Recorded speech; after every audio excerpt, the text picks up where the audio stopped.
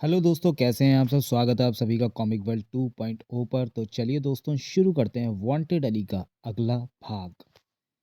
हम कैंप में रहेंगे तो शायद काजिया कुछ ना करे, हमारे जाने का इंतज़ार करे। फिर अगर 30 करोड़ उसने लिया है तो उसके पास वक्त कम है, वो अपना काम पूरा करने की जल्दी करेगा। चलो बाहर कैंप पर नज़र मारें। काजिया की हरकत पर मुझे तो शर्म आ रही है। दोनों टेंट से बाहर निकले, अगले ही पल ठिठक गए।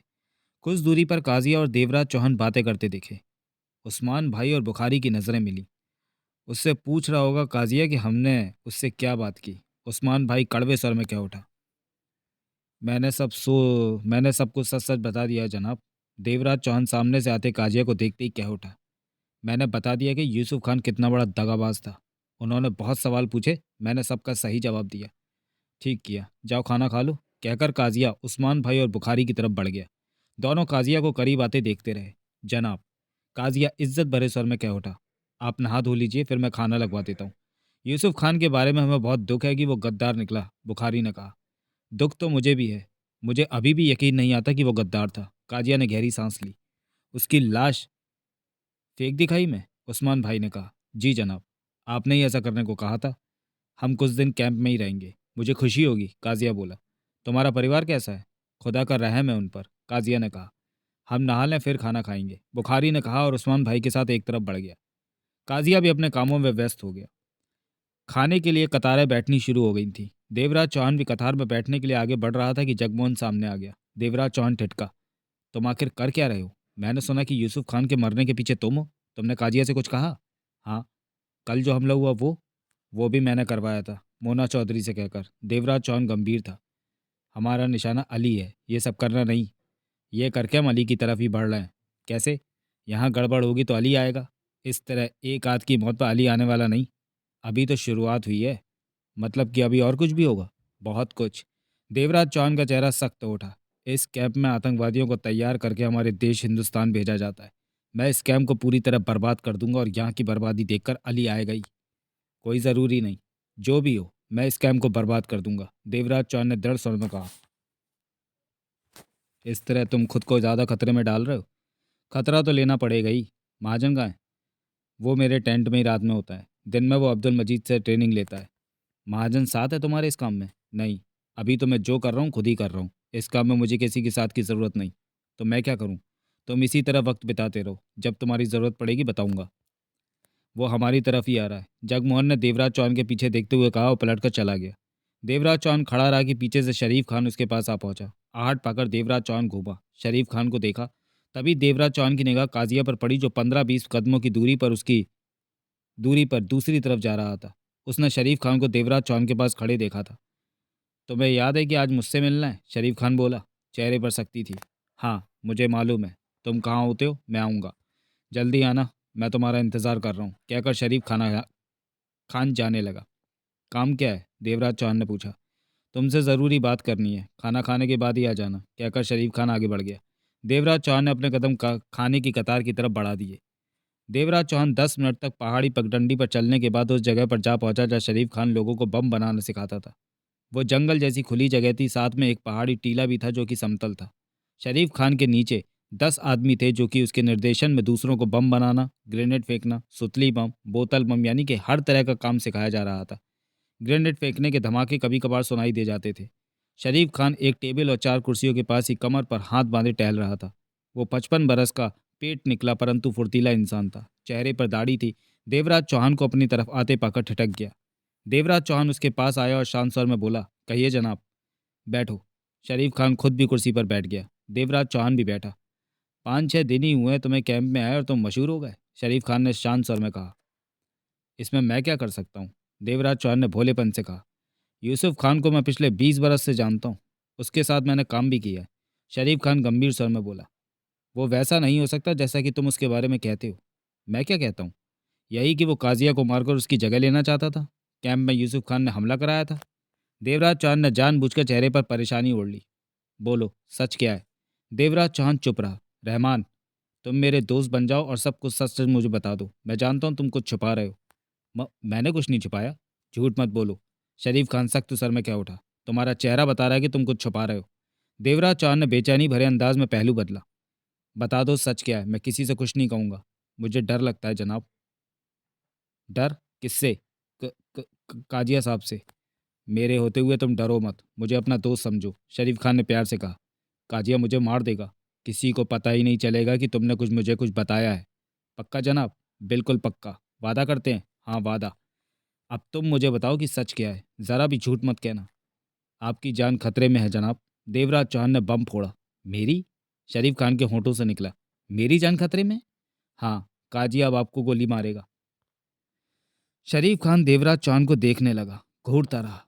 तुम कहना क्या चाहते हो रहमान? मैं तो तुमसे यूसुफ खान के बारे में पूछ रहा था और तुम मेरी जान खतरे में बताने लगे। जनाब जी, मैंने यूसुफ खान को कुछ भी कहते नहीं सुना। ये सब अफवाह तो काजिया की चाल है। मुझे गवाह के रूप में सबसे आगे करके अपना उल्लू सीधा करना चाहता है वो। देवराज चौहान ने धीमे स्वर में कहा। क्या मतलब? काजिया को किसी दूसरे संगठन वाले ने 30 करोड़ दिया है कि वो इस संगठन को तबाह कर दे, सब अहदेदारों को मार दे। ये बात काजिया को करते मैंने अपने कानों से सुना। 30 करोड़ उसे मिल चुका है। पहली शुरुआत उसने कैंप पर कुछ लोगों से हमला कराकर की और बहाने से यूसुफ खान को मार दिया। मैंने सुना था वो पठान से कह रहा था कि अब शरीफ खान का नंबर है, वो एक एक को चुनकर मार देगा। तुम झूठ कह रहे हो, शरीफ खान के होठों से निकला। मेरी बात पर भरोसा नहीं करना था तो फिर मुझसे पूछा क्यों कि? ये बात नहीं, शरीफ खान संभल कर बोला। इस सारे काम में पठान उसके साथ है। हाँ, पठान को सब पता है। काजिया ने मुझे कह रखा है कि अगर मैंने मुंह खोला तो मुझे मार देगा। वो बहुत ही कमीना इंसान है। उसे पता चल गया कि मैंने आपको सब कुछ बता दिया तो वो मुझे मार देगा। आप ये बात किसी को मत बताना। आपने मुझसे वादा किया है कि मेरा नाम बीच में नहीं आने देंगे। शरीफ खान के चेहरे पर अब गुस्सा आ ठहरा था। कमीना कुत्ता, शरीफ खान के होंठों से निकला। आप मुझे क्यों गाली दे रहे हैं? तो मैं नहीं, काजिया को दे रहा हूँ। मुझे तो पहले ही शक था कि यूसुफ खान गद्दार नहीं हो सकता। अब नई बात पता चली कि वो एक एक करके सबको मारने का इरादा रखता है, मुझे भी मारना चाहता है। मैं उसे कामयाब नहीं होने दूंगा। गुर्रा उठा शरीफ खान। मैं ही उसे खत्म कर दूंगा। काजिया कैंप में बड़ा है, वो किसी को मारता है तो ज़्यादा पूछताछ भी नहीं होती उससे। देवराज चौहान ने कहा। मरेगा मेरे हाथों। शरीफ खान दांत किटकिटा उठा। इससे पहले वो मुझे मारे मैं उसे मार दूंगा। मेरे ख्याल में तो ऐसा करना ठीक नहीं। उसने यूसुफ खान को मारा तो क्या ठीक किया? अब हरामी मुझे मारना चाहता है। वैसे काजिया मर गया तो कैंप पर आया खतरा टल जाएगा। देवराज चांद ने शरीफ खान के चेहरे पर नजरें टिकाए कहा। मेरी मानिए तो उस्मान भाई बुखारी जनाब से बात कीजिए इस बारे में। ज़रूर करूंगा, लेकिन पहले कमीने काजिया से तो निपट लूं।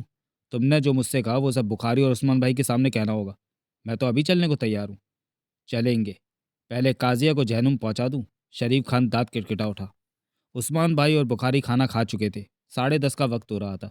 दोनों खाना खाने के बाद खुले में कुर्सियों पर बैठे थे, नजरें दौड़ा रहे थे। कैंप के लोग अपने अपने कामों में व्यस्त दिख रहे थे। कुछ दूर से गोलियों की आवाज़ें आ रही थीं। लोगों को निशाना लगाना सिखाया जा रहा था। तभी बुखारी का मोबाइल बजने लगा। हेलो, बुखारी ने बात की। उस्मान भाई की नज़र बुखारी पर टिक गई। कैसे हो बुखारी? अली की आवाज़ कानों में पड़ी। ओ जनाब अली। बुखारी फौरन संभला। हुक्म दीजिए। कैंप में क्या स्थिति है? सब ठीक है, परंतु मामला कुछ गड़बड़ है। इसी कारण हम यहाँ रुक गए, बुखारी ने कहा। कैसी गड़बड़? काजिया ने यूसुफ खान को गद्दार कहकर गोली मार दी, परंतु जो गवाह उसने हमारे सामने पेश किया, उसने हमसे अकेले में बात की तो वो कहता है कि उसने ज़बरदस्ती अपने हक में गवाही दिलवा रहा है काजिया। वो तो कहता है कि उसने काजिया को रात को किसी से बात करते देखा सुना। वो आदमी काजिया को 30 करोड़ दे चुका है कि काजिया ये काम तबाह कर दे। बकवास। उधर से अली की आवाज़ आई। काजिया मेरा चाचा पर का आदमी है। परंतु जनाब, यहाँ के हालात हमें ज़्यादा बेहतर नहीं लग रहा है। काजिया हमारे शक के दायरे में है। तुम्हें लगता है कि काजिया ऐसा है? हो सकता है जनाब, कोई बड़ी बात नहीं। तो आप क्या कर रहे हो वहाँ? हालातों पर नज़र रखें। उस गवाह का कहना है कि जल्दी वो दूसरे को मारेगा, वो सबको मार देगा। गवाह है कौन? रहमान नाम है उसका, इस्लामाबाद का है। पहले वो फौज में होता था।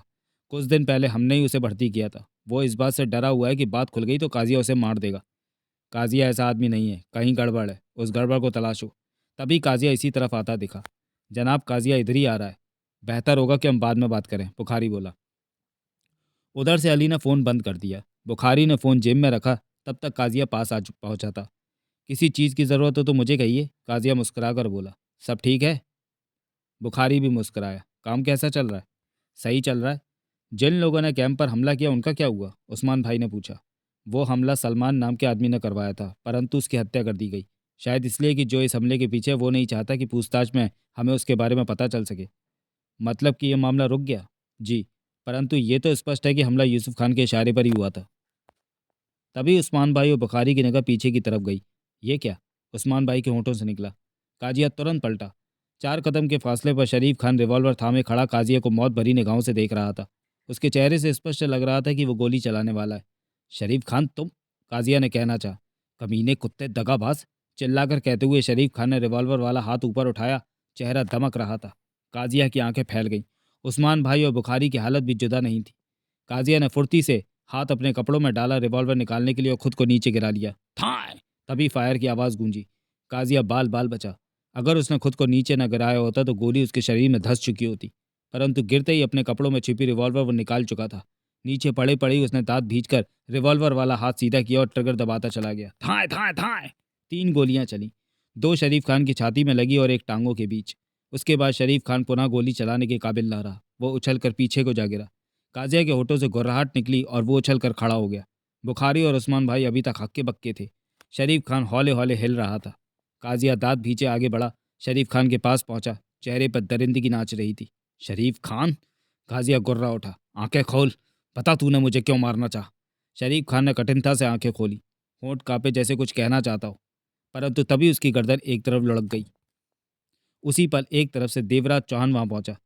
कैंप के अन्य आदमी भी वहां इकट्ठे होने लगे थे। कल यूसुफ खान मारा गया था और आज शरीफ खान। कैंप के 2 बड़े ओहदेदार आसानी से समाप्त हो गए थे। काजिया दांत भींचे उस्मान भाई और बुखारी की तरफ पलटा। वो दोनों कुर्सियां छोड़कर खड़े हो चुके थे। कभी वे शरीफ खान की लाश को देखते तो कभी काजिया को। सन्नाटा सा छाया हुआ था वहां। जनाब, आप दोनों ने देखा कि क्या हुआ? काजिया रिवॉल्वर को वापस अपने कपड़ों में फंसाता क्या उठा। ये तो बहुत ही अच्छा हुआ कि जो हुआ आपके सामने हुआ, वरना आप ये सवाल ज़रूर खड़ा करते कि कल यूसुफ खान मेरी गोली से मरा और आज शरीफ खान पर मैंने गोली चलाई। बुखारी गहरी सांस लेकर क्या उठा। लेकिन इसने तुम्हें क्यों मारना चाहा? मुझे क्या मालूम जनाब, आपके सामने मैं पूछ रहा था कि यह मर गया। गहरी खामोशी वहां पर छा चुकी थी। बुरा हुआ, उस्मान भाई कह उठा। तभी देवराज चौहान पास आ पहुंचा और गंभीर स्वर में बोला, मुझे पता है कि यह सब क्यों हुआ। क्यों हुआ? काजिया ने कठोर निगाहों से उसे देखा। जनाब, शरीफ खान साहब ने मुझे मिलने के लिए बुलाया था, देवराज चौहान बोला। मैंने देखा था खाने के वक्त तुम्हें और शरीफ खान को बात करते हुए। जी हाँ, तब उसने मुझे कहा था कि मैं मिलने के लिए उसके पास आऊँ। वो कोई बात करना चाहता था। तुम गए, मिले? जी जनाब। तो क्या बात हुई? शरीफ खान साहब ने मुझे कहा कि वो यूसुफ खान के गद्दार होने की बात पर यकीन नहीं करते। यूसुफ खान को किसी चाल के तहत काजिया ने मारा है। ये बात शरीफ खान ने तुमसे कही? काजिया कठोर स्वर में बोला।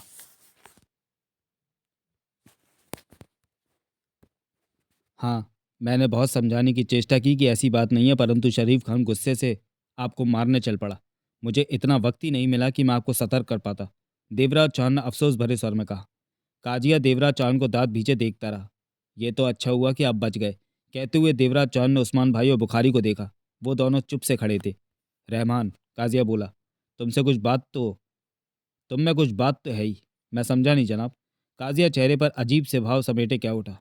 कैंप में सब कुछ ठीक चल रहा था, लेकिन तुम्हारे कदम पड़ते ही यहाँ हलचल मच गई। मैं इसमें क्या कर सकता हूँ? देवराज चौहान हड़बड़ा कर बोला। तुमने मुझसे कहा कि तुमने यूसुफ खान को किसी से फ़ोन पर बातें करते सुना कि वो मेरी जगह लेना चाहता है, मेरे को मारने के लिए कैंप पर हमला कराने वाला है। देवराज चौहान को जिसका डर था वही हुआ।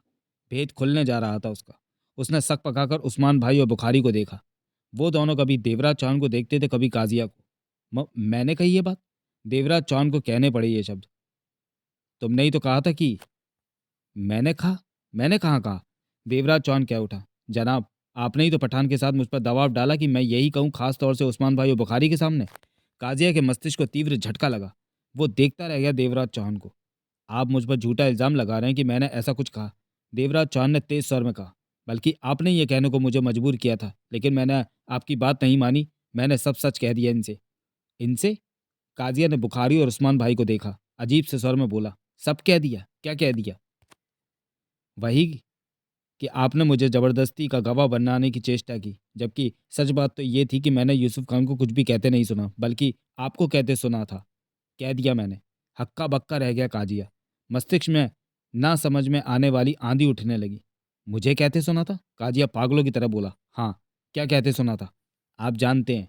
देवराज चौहान ने गुस्से से हाथ उठाकर कहा। क्या जानता हूँ? बोलो, मैं तुम्हारे मुंह से सुनना चाहता हूँ। काजिया के चेहरे पर भी गुस्सा आ गया था। उसने वहां खड़े कैंप के लोगों पर नजर मारी, जो कि 20 के करीब थे। बताओ, बताओ सबको, क्या सुना तुमने? देवराज चौहान ने सूख रहे होठों पर जीभ फेरकर उस्मान भाई और बुखारी को देखा। वो दोनों उसे ही देख रहे थे। बोलो, चुप क्यों? काजिया चीखा। तभी उस्मान भाई शांत स्वर में क्या उठा। रहमान, जो भी कहना चाहते हो कह दो, अपनी बात कहने का तुम्हें इससे बढ़िया वक्त नहीं मिलेगा। जनाब, देवराज चौहान आवाज में गुस्सा भरकर कह उठा, सब कुछ इसी काजिया का किया धरा है। काजिया के मस्तिष्क को एक और झटका लगा। चेहरा सुलग रहा था काजिया का, सन्नाटा सा आ ठहरा था वहां। देवराज चौहान की आवाज पुनः गूंज उठी। उस रात काजिया को जंगल में मैंने बात करते सुना, तब मैं वहां सूसू करने गया था। वो आदमी इसे कह रहा था कि मैंने 30 करोड़ वहीं पहुंचा दिए जहां तुमने कहा था। अब हमारा काम करो और कैंप को तबाह करो। इस कैंप को तबाह करने के लिए तुम्हें 30 करोड़ दे दिए गए हैं। जब तक ये कैंप है तब तक हमारे संगठन के पांव नहीं जम सकते। नए लोग भर्ती होने तुम्हारे कैंप में ही आते हैं। इस पर काजिया ने उससे कहा कि वो कुछ ही दिनों में कैंप को बर्बाद कर देगा। वहाँ अंधेरा होने की वजह से मैं उस आदमी का चेहरा नहीं देख पाया, परंतु उसकी आवाज़ पहचान सकता हूँ। वो आदमी चला गया। मैं घबराया सा वहाँ खड़ा था और घबराहट और बेवकूफ़ी की वजह से तुमने मेरी मौजूदगी का एहसास पा लिया। तुम समझ गए कि मैंने सब कुछ सुन लिया है, परंतु तुमने मुझे मारने की अपेक्षा मुझे अपने साथ मिलाने की चेष्टा की।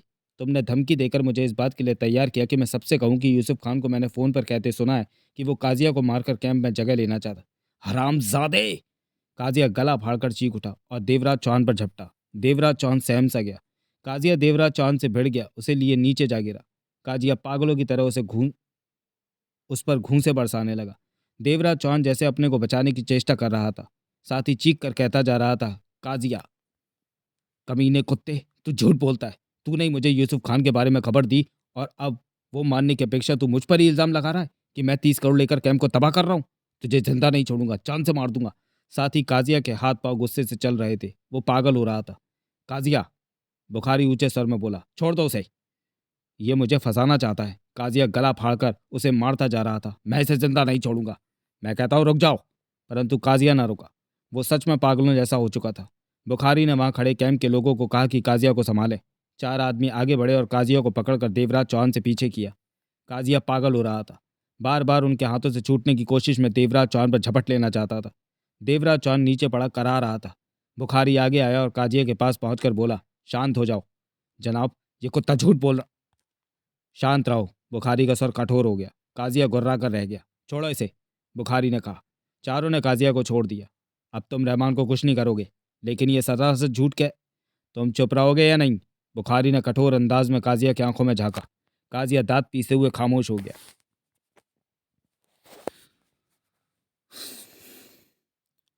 बुखारी ने देवराज चौहान को देखा, जो कि अभी तक जमीन पर पड़ा रह रहकर करा रहा था। उस्मान भाई के चेहरे पर गंभीरता और कठोरता नाच रही थी। बुखारी काजिया की तरफ पलटा। काजिया की आंखें गुस्से में लाल सुर्ख हो रही थी, चेहरा तप रहा था। रहमान को तुम ही गवाह के तौर पर हमारे पास लाए थे काजिया। काजिया दांत किटकिटा उठा।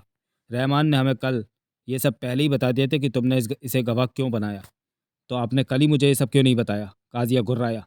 हम असलियत जानने की चेष्टा कर रहे थे कि तुम दोनों में से झूठा कौन है। ओह, तो क्या मेरा विश्वास गलत इल्ज़ाम की वजह से उठ गया? जबकि मैं रहमान को गवाह बनाकर तुम ही हमारे पास लाए थे। रहमान खुद हमारे पास नहीं आया था। काजिया ने बुखारी की आंखों में झांका। आप कहना क्या चाहते हैं? यही कि तुम्हारे लाए गवाह ने तुम्हारे ही खिलाफ बयान दिया। ऐसे में हम तुम पर कैसे भरोसा करें? ये झूठ बोलता है। लेकिन गवाह तो तुमने ही इसे बनाया था। काजिया ने गुर्रा कर देवराज चौहान को देखा। देवराज चौहान उठकर बैठ चुका था। ठुकाई के निशान उसके चेहरे पर दिख रहे थे, परंतु वो मासूम बना बैठा था। तू ये झूठ क्यों बोल रहा है? काजिया दहाड़ा। किसके कहने पर ऐसा कर रहा है? झूठ तुम बोल रहे हो और मुझसे भी बुलवाना चाहते हो, लेकिन मैं फौजी हूँ, झूठ नहीं बोलता, फौज की कसम। तुम अभी भी अपने झूठ पर कायम रहने का ड्रामा कर रहे हो, साला कुत्ता। काजिया आपा खोकर देवराज चौहान पर झपटा। बुखारी ने फौरन उसकी बाह पकड़ ली। काजिया ने ठिठक कर बुखारी को देखा। तुम उसे कुछ नहीं कहोगे?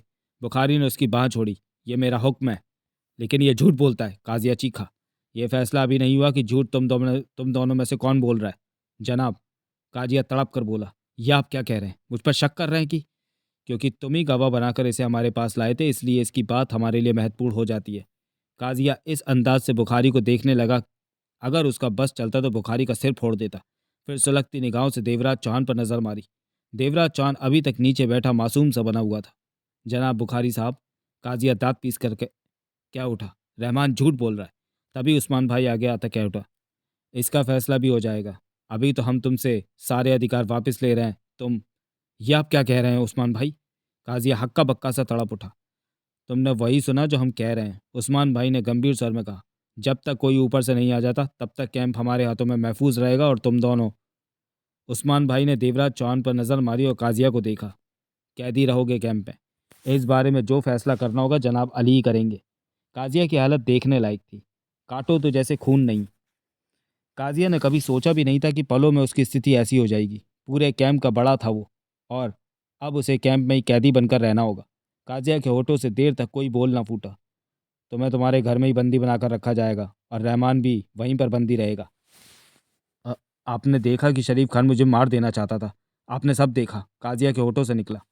हाँ, हमने सब देखा, और इसकी वजह रहमान ने बताई है कि उसे यकीन नहीं था कि यूसुफ खान गद्दार था और तुमने यूसुफ खान को मार दिया था। इस वजह से वो गुस्से में था, उस्मान भाई ने कहा। रहमान भी की बात पर आपको बहुत यकीन है जनाब? क्योंकि वो तुम्हारा लाया गवाह है। वो झूठ कह रहा। इस बात का फैसला अली करेगा कि क्या करना है। एक बात बताओ, क्या तुमने किससे 30 करोड़ रुपए लिया है? काजिया का चेहरा निचुड़ गया। तो आपको यकीन हो गया कि मैंने कैम्प को तबाह करने के लिए 30 करोड़ लिया है? जब तक तुम अपने मुंह से हाँ नहीं कहोगे हमें यकीन नहीं होगा। लिया है तो हाँ कह दो। आप ऐसा कहकर क्यों मुझे तड़पा कर मार रहे हैं? सीधे सीधे गोली क्यों नहीं मार देते? उस्मान भाई ने वहाँ मौजूद आदमियों से कहा। इन दोनों को उस मकान के अलग अलग कमरे में बंद करके वहाँ पहरा लगा दिया जाए। काजिया की पत्नी काजिया से ना मिल पाए, वो काजिया के कमरे में ना जाए। रहमान से मिलना चाहे तो बेशक मिल सकती है। ये तो सरासर जाती है जनाब। ले जाओ दोनों को। काजी और रहमान को कैम्प के आदमी मकान की तरफ ले गए। काजिया जाते वक्त देवराज चौहान को गालियां दे रहा था। शरीफ खान की लाश सामने ही पड़ी थी। कैंप के कुछ लोग अभी भी यहाँ मौजूद थे। शरीफ खान की लाश को यहाँ से ले जाओ, बुखारी ने आदेश दिया। वे लोग शरीफ खान की लाश को ले गए। बुखारी और उस्मान भाई की नज़रें मिली। मामला गंभीर है, बुखारी कह उठा। हम नहीं कह सकते कि दोनों में कौन झूठ बोल रहा है। इस बात की तह तक पहुंचना बहुत ज़रूरी है। इसका फैसला हम नहीं कर सकते। अली जनाब से बात करनी पड़ेगी। वैसे मुझे तो रहमान सही कह रहा लगता है, उस्मान भाई ने कहा। वो कैसे? भला वो झूठ क्यों बोलेगा? वो तो कैंप में भर्ती होने वाला साधारण इंसान है। वो काजिया की तरफ उंगली क्यों उठाएगा? रहमान कोई दुश्मनी निकाल रहा हो? ऐसा नहीं लगता। दुश्मनी निकालने के लिए वो कैंप में आने का खतरा क्यों मोल लेगा? उस्मान भाई ने सोच भरे स्वर में कहा। वैसे भी दूसरे संगठन मन ही मन हमारे संगठन से दुश्मनी रखते हैं। बुखारी की निगाह उस्मान भाई पर जा टिकी। तुम्हारा मतलब है कि कैंप तबाह करने के लिए काजिया को 30 करोड़ दिया हो सकता है? ऐसा हो सकता है। तुम क्या कहते हो बुखारी? कुछ समझ नहीं आता, बुखारी ने परेशान सर में कहा। हम किसी नतीजे पर नहीं पहुंच सकते। उस्मान भाई उसे साथ आने का इशारा करके कुर्सियों की तरफ बढ़ गया। जेब से मोबाइल निकालकर नंबर मिलाने लगा। दोनों कुर्सियों पर बैठे थे। जनाब अली को फ़ोन कर रहा हूँ। उस्मान भाई फ़ोन कान से लगाते क्या उठा। बुखारी ने गंभीरता से सिर हिला दिया। तभी अली की आवाज़ उस्मान भाई के कानों में पड़ी। कहो उस्मान। जनाब कैंप में बहुत गड़बड़ चल रही है, तो तुम दोनों संभाल लो। शायद हमारे बस में नहीं है संभालना। मैं समझा नहीं। जवाब में उस्मान भाई ने सारे हालात अली को बताए तो अली की आवाज़ कानों में पड़ी। ये तो गंभीर मामला है। तभी तो आपको फ़ोन किया है कि आप ही इस मामले को संभालें। 2 पल तो अली की आवाज़ नहीं आई। उस्मान भाई फ़ोन कानों से लगाए रहा। उस्मान, मैं फितरत को भेजता हूँ कैंप में। ठीक है जनाब। तब तक तुम लोग कैंप के काम संभालो। कैंप के काम तो धीमे पड़ गए हैं जनाब। यूसुफ खान और शरीफ खान मारे गए, काजिया कैद में है। उनकी जगह काम करने वाला भी तो कोई चाहिए, उस्मान अली ने कहा। फितरत आकर सब ठीक कर देगा। इसके साथ उधर से फ़ोन बंद कर दिया गया। उस्मान भाई कान से फ़ोन हटाता क्या उठा। जनाब अली अपने भाई फितरत अली को यहाँ भेज रहे हैं। ये ठीक रहेगा। बुखारी ने सिर हिलाया। फितरत अली ये मामला संभाल लेगा। काजिया की पत्नी इधर आ रही है। बुखारी की निगाह उधर उठी। जोरा खानम इधर आती दिखाई दी। वो कमीज सलवार के ऊपर बुर्का पहनी थी। चेहरे का पर्दा उठा रखा था और उसका खूबसूरत चेहरा चमक रहा था। वो पास आ गई। आपने मेरे शौहर को कैद कर लिया और उससे मुझे मिलने भी नहीं दे रहे। आखिर बात क्या है? तुम्हारे शौहर पर शक है हमें कि वो दुश्मनों से मिला है। रहमान ने उसके बारे में गवाही दी है। रहमान ने? जोरा खानम के माथे पर बल पड़े। जानती हो उसे? हाँ, कुछ दिन पहले उसने मुझे गुंडों से बचाया था। वो अच्छा इंसान है। उसी ने काजिया के खिलाफ गवाही दी। और आपने यकीन कर लिया? हमने यकीन नहीं किया, परंतु हम सावधान हो गए हैं। फितरत अली आकर यह मामला देखेगा। काजिया बेईमान नहीं है, वो दिल जान से सारे काम करता है, जोरा खानम बोली। हम तुम्हारी बात को इनकार नहीं कर रहे, सावधानी से काम कर रहे हैं। मुझे बताएंगे कि मामला क्या है? बुखारी ने सारी बात बताई। सुनकर जोरा खानम गंभीर हुई। मैं काजिया से मिल सकती हूँ? फितरत अली के आने तक नहीं। उसके बाद उसकी इजाज़त से ही होगा जो होगा। रहमान से भी नहीं मिल सकती? उससे मिल सकती हो। शुक्रिया, जोरा खान ने गंभीर स्वर में कहा और पलटकर वापस चली गई।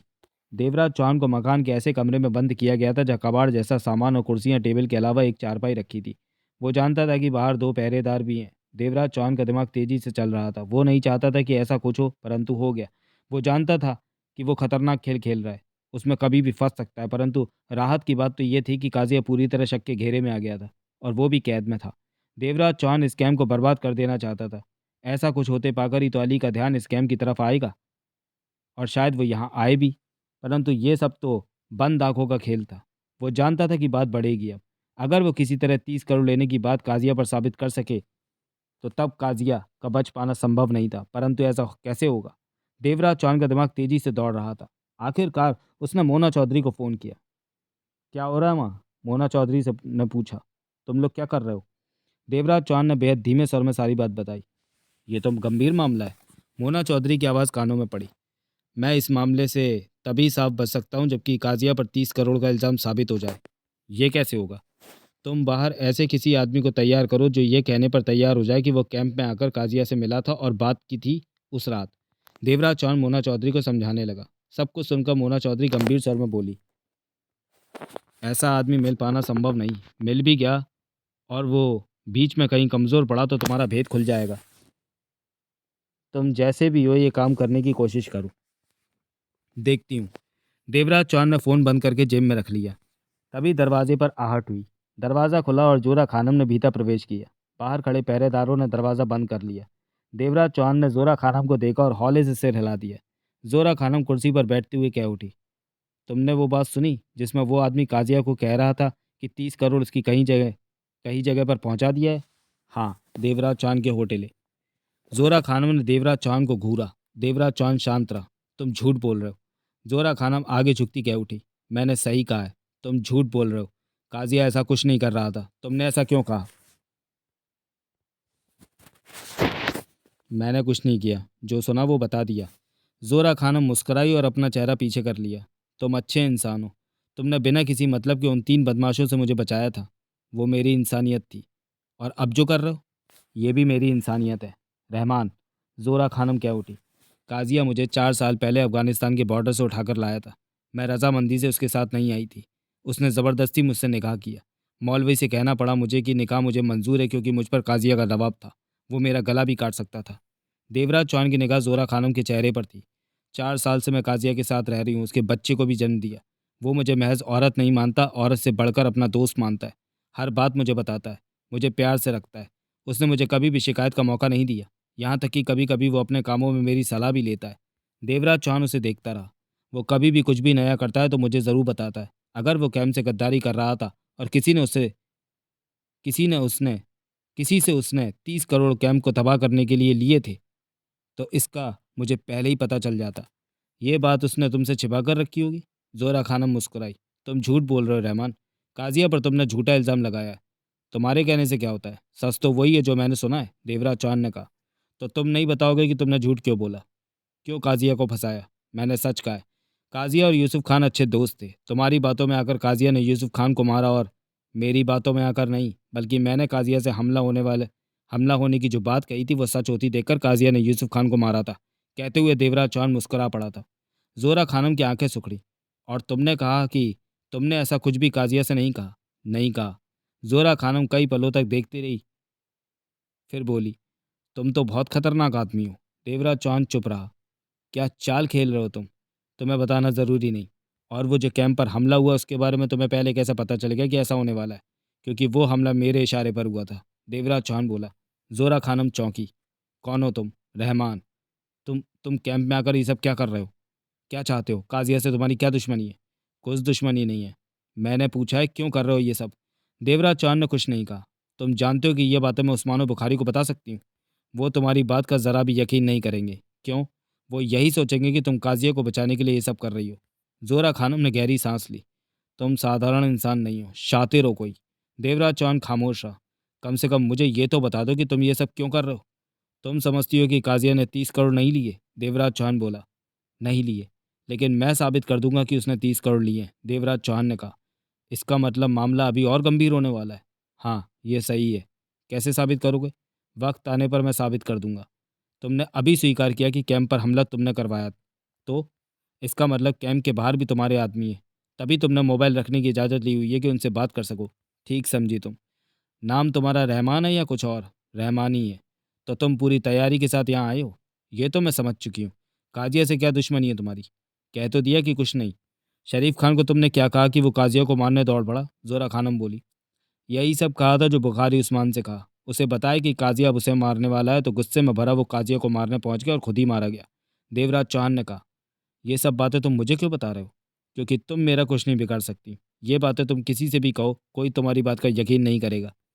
मानना पड़ेगा कि तुम नंबरी धूर्त हो। जोरा खानम गंभीर स्वर में बोली। देवराज चौहान चुप रहा। एक खबर मैं भी तुम्हें बता दूं।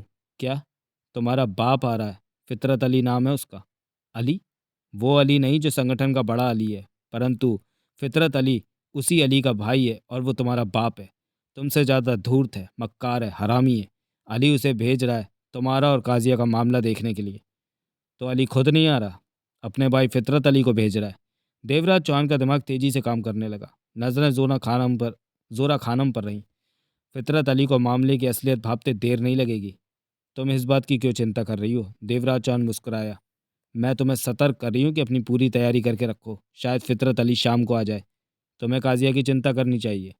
काजिया की मुझे ज़्यादा परवाह नहीं है, क्योंकि वो मुझे घर से उठाकर लाया था। ज़बरदस्ती उसने मुझसे शादी की। उसके बाद से मैं अपने परिवार वालों से कभी भी नहीं मिल पाई। इसी तरह इस तरह तकलीफ़ें भी बहुत दी काजिया ने मुझे। मैं तुम्हारी बातों में फंसने वाला नहीं। मेरा ऐसा कोई इरादा भी नहीं। जोरा खानम धीमे गंभीर स्वर में कह उठी। लेकिन ये बात मुझे अच्छी तरह याद है कि तुमने बिना मतलब के मेरी सहायता कर उन बदमाशों से बचाया था। वो मामूली बात है, उसे भूल जाओ। नहीं भूल सकती। मेरे लिए वो मामूली बात नहीं है। जोरा खानम कह रही थी। मुझे काजिया के साथ रहना पसंद नहीं है। वो जो ज़िंदगी जी रहा है, जैसे मुझे रख रहा है, ऐसी ज़िंदगी मुझे पसंद नहीं। मैं अपने परिवार में अपना छोटा सा घर चाहती हूँ। मुझे मौका मिला तो बच्चे को लेकर मैं यहाँ से निकल चली जाऊँगी। बेहतर होगा कि तुम ये बातें काजिया से जाकर कहो जो मैंने तुमसे कही हैं। काजिया से मिलने की इजाज़त नहीं है मुझे। क्यों? ये बात बुखारी उस्मानी बेहतर जानते हैं। जोरा खानम उठ खड़ी हुई। मैं वापस अफ़गानिस्तान की सीमा पर बने अपने घर में जाना चाहती हूँ, अगर मुझे मौका मिले तो, जोरा खानम ने कहा, और बाहर निकल गई थी। एक तरह से जोरा खानम स्पष्ट इशारा दे गई थी कि अगर काजिया दोषी ठहराया जाता है तो उसे परवाह नहीं है। वो वापस अपने पिता के घर चली जाएगी। देवराज चौहान को जोरा खानम की ज़रा भी परवाह नहीं थी कि वो अपनी ज़िंदगी कैसे तय करती है। उसके अपने इरादे पक्के थे कि कैंप को बर्बाद कर देना और अली को ख़त्म करना। शाम 5 बजे देवराज चौहान को मोना चौधरी का फ़ोन आया। तुमने जैसे कहा था मैंने वैसा करने की कोशिश की है। मैंने एक सुसाइड बम्बर व्यक्ति को 5 लाख में ऐसा करने के लिए ख़रीदा है। वारिस ने मुझे बताया था कि ऐसे लोग कहाँ मिल सकते हैं। उसे समझाना कि हर मौके पर वो मजबूत बना रहे, देवराज चौहान ने कहा। ऐसे ही समझाया उसे। बाकी इंतज़ाम मैं कर रही हूँ। रात तक सब काम पूरे हो जाएंगे। पता सुन लो। बोलो। मोना चौधरी ने एक पता बताया। देवराज चौहान ने उस पते को याद कर लिया। फ़ोन बंद हो गया। शाम को जब सब लोग कैंप में लौटे और दिन के हालात पता चले तो खुसर-फुसर होने लगी। सबके होंठों पर इसी बात की चर्चा थी कि क्या काजी हत्यार है। जगमोहन किसी प्रकार तलाश करके महाजन के पास पहुंचा। तुम इस तरह मेरे पास क्यों आए? महाजन क्या उठा? किसी को शक हो गया तो? देवराज चौहान को कैद कर लिया गया है। जगमोहन बेचैनी से बोला। काजिया को भी कैद में रखा गया है। दोनों को उसी मकान में कैद रखा है। महाजन गंभीर स्वर में बोला। हमें उसे आज़ाद कराना। बेकार की बात मत करो। ऐसे भरे पूरे कैंप से उसे निकाल कर ले जाना आसान नहीं। यहाँ हर तरफ पहरा रहता है। वैसे तुम क्या समझते हो कि देवराज चौहान बेवकूफ़ है? क्या मतलब? जगमोहन महाजन को देखने लगा। देवराज चौहान के पैर में कहीं कोई गलती मत कर बैठना। खास तौर से उसे आज़ाद कराने की बात मत सोचना। बेवकूफ़ नहीं है देवराज चौहान। वो जो भी कर रहा है सोच समझ कर रहा होगा। हम हालातों पर नज़र रखेंगे और बहुत ज़रूरी हो कुछ करने की सो तो कुछ करने की सोचेंगे। महाजन ने गंभीर स्वर में कहा। सुना है फितरत अली को कैंप में बुलाया गया है। फितरत अली? ये कौन है? जिस अली की हमें ज़रूरत है ये उसी का भाई है, और उसे देवराज चौहान और काजी का मामला देखने के लिए यहाँ भेजा जा रहा है। महाजन ने आसपास नज़र दौड़ाते हुए कहा। लेकिन हमें तो अली की ज़रूरत। वक्त देखो, हालात देखो। मेरे ख्याल में अभी बहुत कुछ होगा। देवराज चौहान चुप बैठने वाला नहीं। उसने कोई जाल बुना है तो उसका कोई मतलब भी होगा। तुम कुछ करके कोई गलती मत कर देना। जगमोहन और महाजन अलग हो गए। दो अहदेदार अब्दुल मजीद और जहीर चांदीवाला एक टेंट में बुखारी व उस्मान भाई के पास पहुंचे। ये सब क्या हो रहा है जनाब? जहीर चांदीवाला क्या उठा। कैंप के हालात बिगड़ते जा रहे हैं। पहले यूसुफ खान को गोली मार दी गई, फिर शरीफ खान को, और अब पता चला है कि काजिया भी गद्दार है। यकीन के साथ कुछ नहीं कहा जा सकता कि काजिया गद्दार है, बुखारी ने कहा। सुना है काजिया ने अपने हक में जिस गवाह को पेश किया उसी ने काजिया के खिलाफ गवाही दी है। ऐसा ही कुछ है, परंतु हमें उस गवाह रहमान पर भी पूरा भरोसा नहीं और काजिया पर भी भरोसा नहीं रहा। ये सब होता रहा तो कैंप का काम कैसे? हम हैं कैंप के काम देखने वाले, बुखारी बोला। वो तो ठीक है, परंतु शरीफ खान यूसुफ खान की जगह कौन लेगा? नए भर्ती लोगों की क्लास रोज़ लगनी चाहिए। अली फितरत अली को भेज रहा है, वही सब कुछ ठीक करेगा, उस्मान भाई ने गंभीर स्वर में कहा। फितरत अली साहब यहाँ आ रहे हैं? अब्दुल मजीद के होठों से निकला। हाँ, वो कभी भी आ सकते हैं। वो काजी और रहमान का मामला भी देखेंगे। यही सब ठीक करने आ रहे हैं फितरत अली। क्या काजिया भविष्य में भी कैंप का बड़ा रहेगा या अभी कुछ नहीं कहा जा सकता? अब्दुल मजीद और जही चांदी वाला चले गए।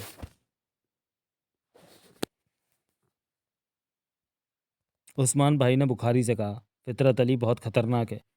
हाँ, उस पागल का कोई भरोसा नहीं कि वो कब क्या कर दे, बुखारी ने गंभीर स्वर में कहा। परंतु ये तो तय है कि वो कैम्प के बिगड़ते हालातों को संभाल लेगा, अवश्य। फितरत अली जैसे इंसानों के लिए मामूली काम है। अगले दिन सुबह 10 बजे फितरत अली कैंप में पहुंचा। वो अली जैसा ही सामान्य कदकाठी और लंबे कद का था। उसमें अली के भाई होने की झलक मिल रही थी। जिस्म पर पठानी सूट, आधी भाग जैकेट जिसके बटन आगे से खुले हुए थे। चेहरे पर हल्की दाढ़ी मूछें थी। रंग साफ था और गालों पर हल्की लाली चमक रही थी। वो अक्सर मुस्कुराते रहने वाला इंसान था। उसके चेहरे पर मुस्कान छाई रहती थी। जब वो बंद गाड़ी में कैंप में पहुंचा तो साथ में 4 गनमैन भी थे। मोहम्मद, परवेज़, अकरम, सुल्तान। वो चारों हमेशा फितरत अली के साथ ही रहते थे। फितरत अली को चारों पर बहुत भरोसा था। संगठन में फितरत अली डेंटर पेंटर के नाम से भी जाना जाता था। संगठन के होते काम जब बिगड़ने लगे तो उन्हें ठीक करके काम को चलाना उसका काम होता है। संगठन की हर गड़बड़ को फितरत अली ही संभालता था। यूं वो आज़ाद रहने वाला इंसान था। उसे कभी भी पसंद नहीं था कि कोई हुक्म चलाए। अब्दुल मजीद और जही चांदीवाला रोज़ की तरह ट्रेनिंग देने जा चुके थे अपनी जगहों पर। इन दोनों में से जो लोग सीख रहे थे सॉरी इन दोनों से जो लोग सीख रहे थे वो भी चले गए थे सुबह खाना खाने के बाद। यूसुफ खान, शरीफ खान की जगह पर बुखारी उस्मान भाई ने 2 काबिल लोगों को तैनात कर दिया था। वे ही बाकी लोगों को ट्रेनिंग देने लगे थे। उस्मान भाई और बुखारी तब टेंट में थे जब फितरत अली के आ पहुँचे ही की खबर मिली। वो दोनों टेंट से बाहर निकले तो सामने से फितरत अली मुस्कुराता हुआ आ पहुंचा। साथ में सुल्तान, परवेज़, मोहम्मद और अकरम थे। चारों ने कंधों पर गन्ने लटका रखी थी और उनकी पैनी निगाह हर तरफ घूम रही थी। उस्मान भाई और बुखारी को देखते ही फितरत अली की मुस्कान गहरी हो गई। पास पहुंचता वो कह उठा, आदाब आप दोनों को। मेरे पास खबर थी कि आप लोग कैंप में ही मौजूद हैं। कैसे हो फितरत? मेहरबानी है अल्लाह की। हम तुम्हारे इंतज़ार कर रहे थे, उस्मान भाई ने कहा। बंदा हाजिर है सेवा के लिए। यहाँ बहुत गड़बड़ हो गई जनाब। बेहतर होगा कि इधर कहीं बैठकर आराम से बात करें, फितरत अली कह उठा। वे तीनों टेंट में जा बैठे। अकरम, मोहम्मद, सुल्तान, परवेज टेंट के बाहर जम गए। उस्मान भाई और बुखारी ने सब कुछ बताया फितरत अली को। फितरत अली मुस्कुराता सा सुनता रहा, बीच में ज़रा भी नहीं बोला। जब वो खामोश हुए तो फितरत अली उठता हुआ क्या उठा, आप निश्चिंत रहिए, मैं सब ठीक कर दूंगा। लेकिन तुम क्या करोगे? इस मामले को सुलझाना आसान नहीं है जनाब, फितरत अली क्या उठा। हमारा काम विश्वास पर चलता है और जो भी हो, काजिया पर से विश्वास तो हिल गया। हम उसे बेकसूर करार दे दें तो वो सच में बेईमान हो तो कैम की जड़ें उखाड़ के रख देगा। बुखारी और उस्मान भाई की गंभीर नज़रें मिली। तुम कहना क्या चाहते हो? यही कि काजिया का भरोसा उठ गया, परंतु हम उसे ये भी नहीं कह सकते कि अब हमें उस पर भरोसा नहीं रहा। हो सकता है कि हम गलत हों। अब कम से कम वो कैम्प का काम तो नहीं संभालेगा। कुछ कहने से पहले मैं एक बार रहमान और काजिया से बात कर लूँ, उसके बाद ही फैसला हो सकेगा। फितरत अली टेंट से बाहर जाने को हुआ। तो हम कैंप से जाएं? बुखारी बोला। अब हमारा तो कोई काम नहीं नहीं रहा यहाँ। फितरत अली ठिठक कर पलटा, मुस्कान थी होठों पर। आप दोनों अभी कैंप में ही रहें। मैं ज़्यादा देर कैंप में नहीं रुक पाऊंगा, मुझे कहीं और भी जाना है। जब तक अली भाई काजिया की जगह किसी और को मुकर्रर नहीं कर देते तब तक कैंप आपको नहीं छोड़ना चाहिए। बुखारी ने खामोशी से सिर हिला दिया। फितरत अली टेंट से बाहर निकला तो उसके चारों आदमी उसके पास आ पहुंचे। वे आगे बढ़े और फितरत अली बोला, अकरम, पठान को बुला। देख तो वो किधर है। 10 मिनट में ही अकरम पठान को ले आया। फितरत अली छाया में एक कुर्सी पर बैठा सोच रहा था। उसकी नज़रें कुछ दूर पहाड़ की ढलान में बने मकान पर टिकी थी जिसका थोड़ा सा हिस्सा ही नजर आ रहा था। पठान को आते पाकर फितरत अली के चेहरे पर मुस्कान ठहर गई। जनाब को पठान का सलाम। मुझे खबर मिल चुकी थी कि आप आ रहे हैं, पठान ने आदर भरे स्वर में कहा। कैसा है पठान? अल्लाह के बाद आपकी मेहरबानी है, पठान बोला। हुक्म दीजिए।